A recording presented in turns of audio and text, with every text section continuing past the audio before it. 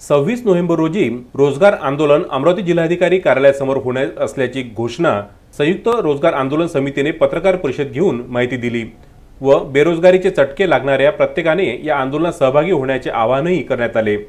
देशातील रिक्त 60 लाख पदे भरणे, बेरोजगारांना प्रति महिना 10,000 रुपये बेरोजगारी भत्ता देणे, राज्यातील सर्व पदे आउटसोर्सिंग पद्धतीने न भरता सरळ सेवा भरती किंवा एमपीएससी मार्फत भरणे, राष्ट्रीय रोजगार नीती कायदा संसदमध्ये पारित करणे आणि बेरोजगार तरुणांना उद्योग सुरू करण्यासाठी एमआयडीसी मधील खाली प्लॉट देणे अशा अनेक मागण्या घेऊन देशातील 500 ठिकाणी एकाच वेळी हे आंदोलन लोकशाही मार्गाने होणार आहे।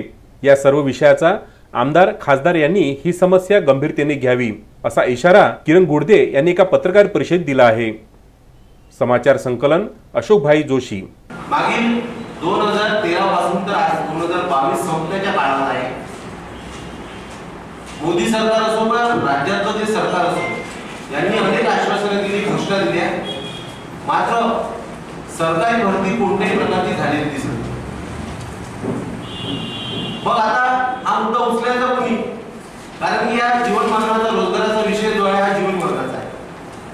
तर एक संपूर्ण देशामध्ये एक संयुक्त रोजगार आंदोलन समिती नेमण्यात आली 2 वर्ष आधी, आणि 2 वर्ष आधी नेमल्यानंतर जवळपास 100 ते 150 जे तज्ञ लोक आहेत या विषयाशी संबंधित ते एकत्र आले आणि त्यांनी एक राष्ट्रीय रोजगार नीती असं एक धोरण तयार केलं, एक ड्राफ्ट बनवला।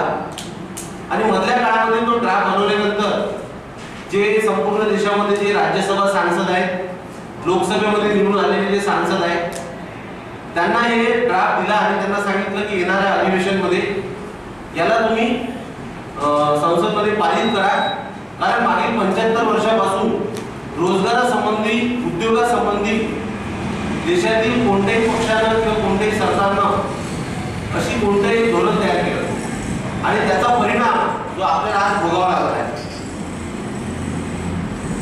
त्या अनुषंगानं मागील 16 ऑगस्ट 2022 रोजी दिल्ली येथे मोठं आंदोलन झालं। देशातील जवळपास 2,500 ते 3,000 लोकांनी त्याच्यामध्ये सहभाग घेतला होता। अमरावती जिल्ह्यातून सुद्धा मी आणि माझे काही साथीदार तिथे आम्ही पोहोचलो होतो, तिथे आम्ही आमच्यावर पोलिसांनी